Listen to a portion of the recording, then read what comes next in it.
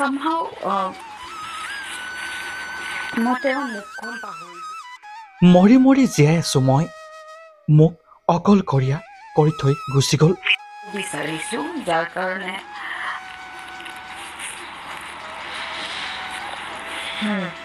যিসকল ব্যক্তিয়ে নিজৰ কেমেৰাৰ সন্মুখত কান্দি উঠিল অভিনেত্ৰী জৰিফা ৱাহিদ পিতৃ মাতৃক হেৰুৱাইছে তেওঁলোকে ডেফিনেটলি এই কথাটো ৰিলেট কৰিব পাৰিব কাৰণ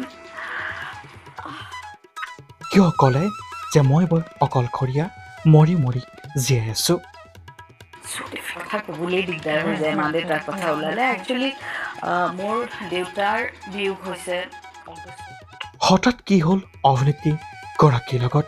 শুনো আহক 2023 আৰু মাৰ ডিচেম্বৰ 2023 হঠাৎ দেউতা যেতিয়া গুচি গ'ল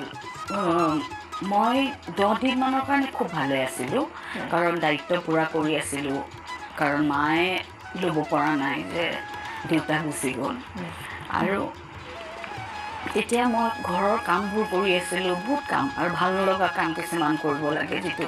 ডেথ চাৰ্টিফিকেট বুলি কয় ডেথ চাৰ্টিফিকেটখন মই ডেথ চাৰ্টিফিকেট নকওঁ মই দেউতাৰ চাৰ্টিফিকেট বা মাৰ চাৰ্টিফিকেট এনেকৈ নাম কওঁ আৰু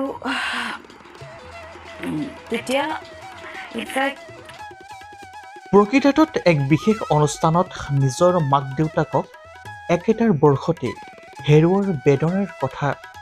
অসমবাসী ৰাইজৰ আগত অৱগত কৰোঁতে চকু পানী ৰখাব নোৱাৰিলে অভিনেত্ৰীগৰাকীয়ে